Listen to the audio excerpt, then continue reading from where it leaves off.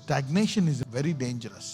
ఒక్కొక్కసారి మన జీవితంలో కొన్ని విషయాల్లో మనం ఇరుక్కుపోయినప్పుడు అందులోంచి బయటికి రావడానికి ఉపయోగపడేది ఏంటో తెలుసా?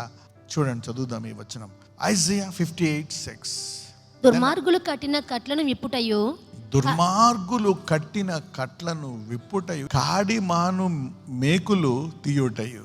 ప్రతి ఒక్కరికి ఏదో ఒక భారం ఉంటుందండి. ప్రతి ఒక్కరికి ఏదో ఒక భారంతో అందరూ బాధపడతా ఉంటారు. బాధింపబడిన వారిని విడిపించుటయు, ప్రతి కాడిని విరగగొట్టుటయు. ఏం చేయాలంట?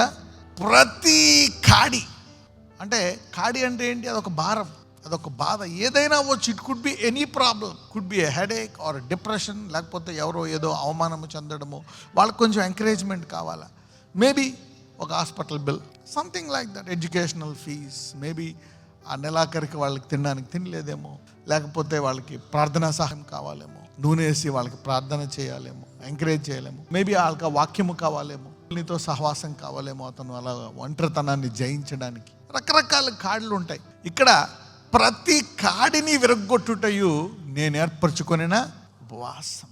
సో ఉపవాసం అంటే చాలా హయ్యర్ ర్యాంక్, చాలా విశ్వాసము అధికముగా ఉంటేనే చేసేది.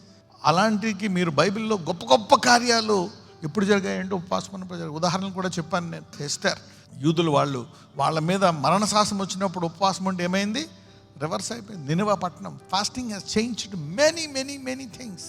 మరి దానికంటే ఇంకా గొప్పదానికి దేవునికి ఇష్టడుగా ఉండాలి అంటే కాడులు ఏం చేయాలంట? విరగొట్టాలి.